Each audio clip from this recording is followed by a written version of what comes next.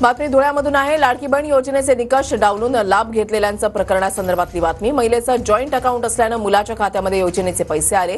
धुळ्याच्या नकाने गावातील महिलेने लाडकी बहिणीचे पैसे परत केलेले आहेत। पडताळणीनंतर महिलेने लाडकी बहीण योजनेचे 7,500 रुपये परत केलेत। दरम्यान या महिलेचा मुलगा हा पोस्टमन आहे।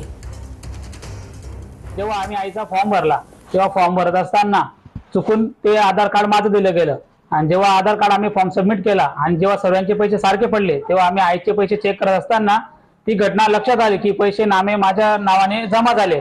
तर सदर घटनेची माहिती भेटताच आम्ही सदर कलेक्टर ऑफिसला निवेदन व बाल विकास अधिकारी यांना साहेबांना निवेदन देऊन ते पैसे स्वतःहून जमा केले। प्रशासनाने आमच्याकडनं मागणी केलेली नाही। धुळे जिल्ह्यातील ज्या नकाणे गावच्या भिकूबाई प्रकाश खैरनार यांनी 30/9/2024 रोजी अर्ज करून स्वतःहून त्यांनी अर्ज केला की माझ्या मुलाचा आधार कार्ड माझ्या अर्जाला लागल्यामुळे माझ्या मुलाच्या अकाउंटला जे काही पैसे गेलेले आहेत ते पैसे मी परत करते असं तिने अर्ज करून घेऊन तिने आमच्याकडे ॲप्लिकेशन केलं। आम्ही त्याची चौकशी केली आणि मग त्यांच्या अनुषंगाने आम्ही ते पैसे त्यांच्याकडनं जमा करून घेतलेले आहेत।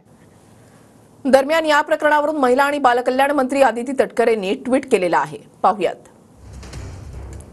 आदिती तटकरेंनी असं म्हटलेलं आहे की धुळ्यामधल्या भिकूबाई खैरनार यांना मुख्यमंत्री माझी लाडकी बहीण योजनेअंतर्गत मिळणारा लाभ हा त्यांच्या स्वतःच्या बँक खात्याच्या ऐवजी त्यांच्या मुलाच्या आधार कार्डला संलग्न असलेल्या बँक खात्यामध्ये जमा झाल्यानं सदर लाभ बंद करून मिळालेली रक्कम सरकारला परत करण्याबाबत त्यांचा अर्ज प्राप्त झालेला आहे।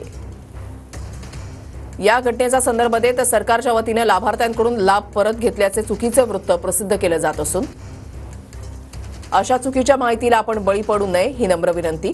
अशा प्रकारे कोणतीही सरसकट अर्जाची फेरछाननी सुरू नाही।